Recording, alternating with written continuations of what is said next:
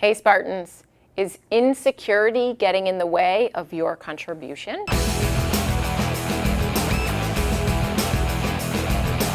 What's up Spartans? Dr. L here, your Chief Mind Doc for Spartan. We're at Spartan Mind, part of the Spartan Up podcast family, and I'm here to get into your mind and clear it of all that junk that's in there so that you can perform better, live better, relate better, love better, be a better human. So today we're talking about insecurity and how that's impacting your contribution to the world. Now, we all have insecurities, right? Some of our insecurities are just little, some of us have really big insecurities, but insecurities can absolutely get in the way of how we engage with other people and how we engage with the world, and most importantly, and related to today's episode, how you contribute.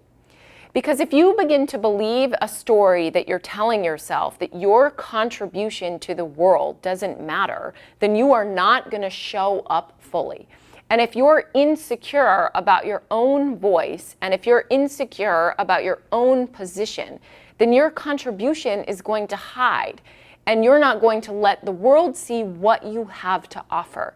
So let me give you an example of that. Let's say I'm sitting in a conference room with a bunch of other psychologists, and we're all just sort of going back and forth about a specific topic and maybe trying to develop a workshop or something of that nature. And I'm noticing something about the workshop that I don't think would be a really good fit. But if my insecurity around that is, well, I don't know that I should say this out loud because they're not going to care, or I probably don't know what I'm talking about, or they're just going to think that I'm crazy or laugh at me, or maybe not do that outright, but they'll definitely be doing it inside, then I'm going to keep quiet, right? Then I'm going to be silent, and I'm going to be minimizing the possibility of my contribution. So where you can get really stuck with that is when you begin to internalize that and then believe that you don't have anything to offer. If you begin to agree with the critic in your head that's telling you those things, then you're going to shrink back, right? If that's happening to me with a group of other psychologists, then I just might sit there and agree with what they're saying and not raise my hand and say, hey, actually, I'm not sure that's going to work very well because of X, Y, and Z.